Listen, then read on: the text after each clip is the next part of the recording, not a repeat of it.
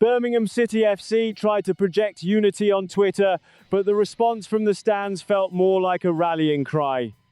The "Keep Right On" post didn't come across as support. It felt like a provocation to ticket holders who have watched this side drift into technical isolation week after week. What Knighthead Capital Management and Tom Wagner framed as resilience instead felt like institutional deafness. The clip of Chris Davies applauding the away end at Portman Road landed flat because the applause is no longer returned. The phrase that once carried generations through adversity now feels repurposed as branding a shield against criticism rather than a bond with supporters. Birmingham aren't just losing points, they're losing trust. Those who made the trip didn't see defiance. They saw repetition, fatigue, and a club speaking a different language to its own fans.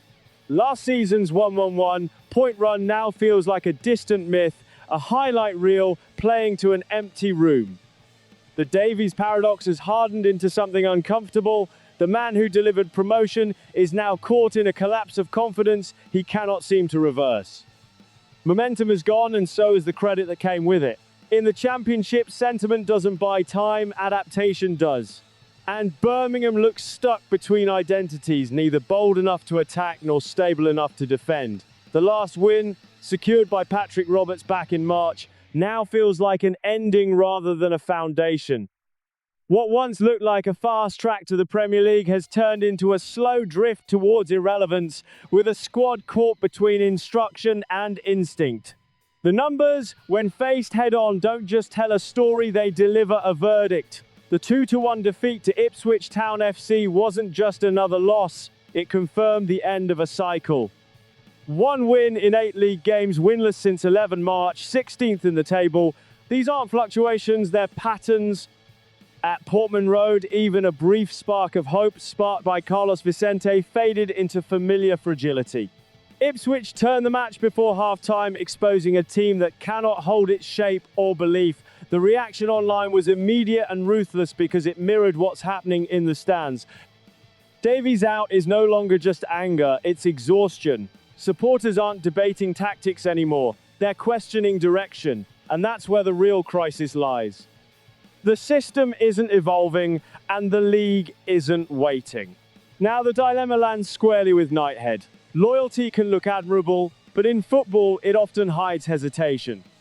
Keeping Davies until the summer may be framed as stability, but it risks becoming a dangerous misreading of the moment.